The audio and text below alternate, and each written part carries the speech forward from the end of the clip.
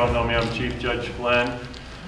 This is a really special day for a lot of people, and especially those who are taking the oath today. I actually took another oath this morning because I'm starting a new 6-year term this morning.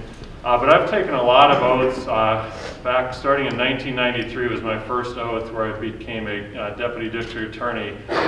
And ever since then, it's really meant a lot to me every time I take an oath, every time I give an oath, just how important the oath is that we all follow it. So those of us who take the oaths, we take it seriously. It's to support the Constitution of the United States, the Constitution of the state of Colorado, and then the laws of the state of Colorado. Because there are often times where people are in public office, they have a struggle. They may not agree with the way the law is, they may not agree with what the Constitution is, but they follow it, and it's this oath that they take. It's really the promise to the public that they're going to follow the constitutions and the laws. So it's really a special day. I'm hopeful that it's going to be really special for our new county commissioners and taking the oath. We didn't flip a coin or anything to see who would go first, so I don't know if Ms. Rowland is, Mr. Davis, okay? Okay. And I invited him to bring his children up if he wishes to, and your wife.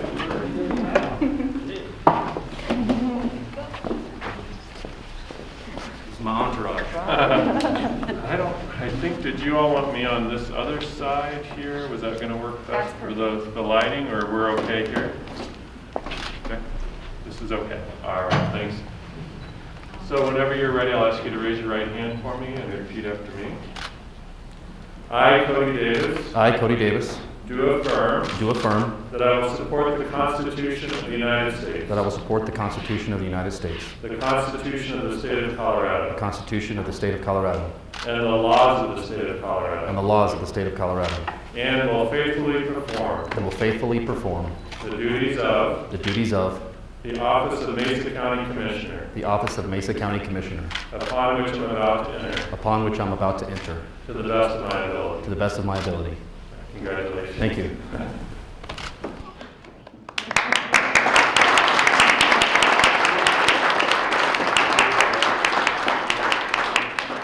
Oh, I guess I can say something. I'm short-winded. Unlike my predecessor, who can speak for a while, I'm pretty short-winded. So I want to say thank you for everybody that came here today.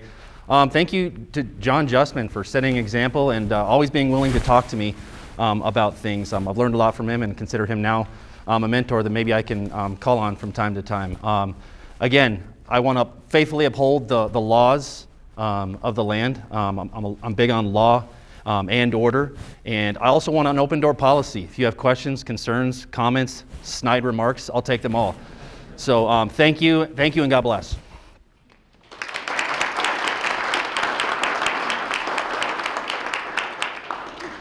All right, Ms. Rowland, and any family members you wish?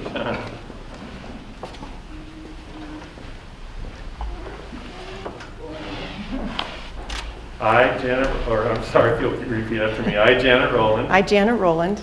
Do affirm that I will support the Constitution of the United States. Do affirm that I will support the Constitution of the United States. The Constitution of the State of Colorado. The Constitution of the State of Colorado.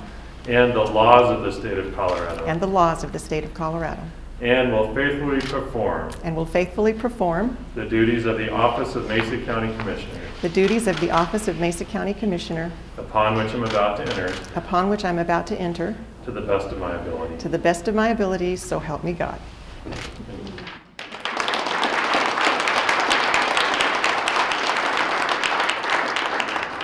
I'll just say a few words too. I'm tired of all the talking and I'm ready to get to work, but I want to thank my husband for being supportive of me all these years. When we married 36 years ago, he had no idea he was entering a life of politics. I had no idea I would ever have any interest. He's a private kind of guy and doesn't really like seeing his wife on the front page of the paper, but he has supported me all the way anyway. My parents, Gerald and Barbara, are here today too, and they've always supported me. They're kind of the reason that I'm here today. They've always believed in me and encouraged me to take on whatever project I saw fit. And they were there with me all along the way. They've walked precincts door to door. They've been in the parades. And the silver lining of COVID is that we didn't have to do parades or go door to door last year, because it's not the best part of campaigning. They would come to my debates. Mom only came to the first one, and then she decided if she wanted to see people fighting and yelling, she could either watch professional wrestling or the news, so she didn't come back. My dad's a fighter, and that's where I get it from, so he kept coming to the debates with me, and so did Lance. The only challenge I had with them at the debates is making sure they stayed seated and didn't jump up and get in on the action too, and they did pretty well with that. And just thanks to all of my supporters and friends, many of who couldn't be here today. I want to especially thank Alec Chaffetz and Laura Carno, who were here all along with me. They were my strategy team. I could text them anytime and get campaign advice, or they would talk me off the ledge before I went postal, so I appreciate that. And just all the friends that helped me. And I never always take advantage of an audience when it comes to foster care, so I'm going to make a shameless plug.